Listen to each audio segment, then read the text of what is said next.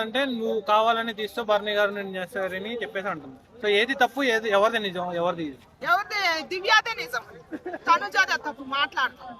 అది గేమ్ కదా, ఆ ఇష్టం ఎవరిని తీయాలో ఎవరిని ఉంచాలో, అది గేమ్ కాబట్టి గేమ్ పరంగా చెప్పింది.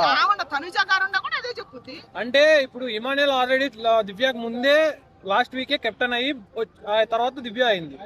సో తనుజ ఏంటి ట్రై చేస్తుంది నుంచి ఇప్పటి వరకు కాలేదు. 4 సార్లు కంటెంట్ అయింది కానీ లాస్ట్ లో సపోర్టింగ్ టాస్క్ వల్ల పోతుంది. సో ఇప్పుడు కావాలనే దివ్య గ్రడ్జ్ మీద పెట్టుకొని తనుజని తీసేసింది అంటున్నారు.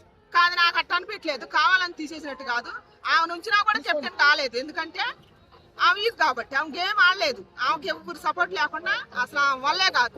ఆమె ఇప్పుడు దాకా భరణి గారి వల్ల, ఇమానీల వల్ల అందరూ సపోర్ట్ చేస్తేనే కళ్యాణ్ ఆమె మీద పిచ్చి ప్రేమతో పిచ్చోడు అయిపోయిండు. ఆయన గేమ్ వదిలిపెట్టుకుంటూ, ఆయన బిగ్ బాస్ లోకి ఎందుకు పోయిండో వదిలిపెట్టుకుంటూ ఆమె వల్ల ఆయన సర్వనాశనం అయిపోయింది. లేకపోతే ఆయన కప్పు కొట్టేవాళ్ళు. రీతు గేమ్ మార్చుకుంది అంటారా? రీత మార్చుకుంది, కొంచెం పాపం మారిందిలే, కొంచెం మారింది రీతు. ఎందుకంటే ఒక వారం పనిష్మెంట్ ఇచ్చింది కదా దివ్య, కొంచెం మారింది. కొద్దిగా మాట్లాడుతుంది, మరి అలవాటు కావాలి కదా. సో ఈ వీక్ ఎవరు హెల్మెట్ అవుతారు?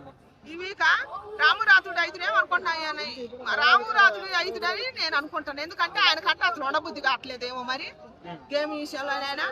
గేమ్ విషయంలో కొమ్మల టాస్క్ లో నేను తనుజ కన్నా నేను స్ట్రాంగ్ కాదని చెప్పుకుంటున్నా ఆయన నోటితో ఆయనే. సాయి గేమ్ ఎలా అనిపిస్తుంది హౌస్ లో? సాయి అసలు గేమ్ కనపడుతుంది అసలు హౌస్ లో? సాయి గేమా కొద్దిగా బాగానే కాను, అసలు ఏ టాస్క్ లో ఆడలేదు కదా సాయా కొద్దిగా తక్కువ ఆడుతుండలే కానీ ఇచ్చిన దాంట్లో కొద్దిగా బాగానే ఆడుతుండు. ఆయన్ని ఉంటుంటే కానొస్తుంది, ఇప్పటికైతే బాగా కాని రావట్లే.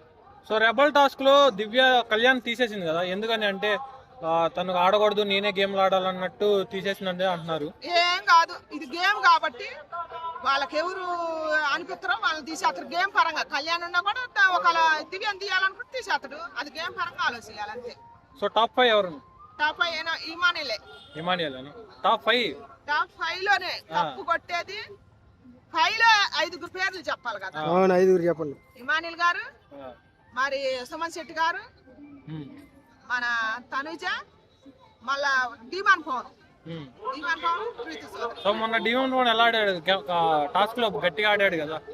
ఎప్పుడు ఆడిన డిమాన్ పవన్ మంచిగా గేమ్ బాగా ఆడుతాడు. అసలు డిమాన్ పవన్ ఆడినట్టు అవుట్ లో ఎవరు ఆడరు. ఆ రీతు సోదరు వల్ల బేడ అయిపోయింది.